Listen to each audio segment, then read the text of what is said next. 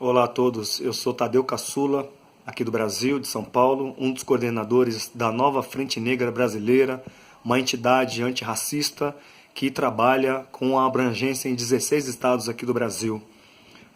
Nós estamos aqui atentos e apoiando essa iniciativa, essa mobilização que está acontecendo em Barcelona, na Espanha, sobre a questão da luta contra o racismo institucional.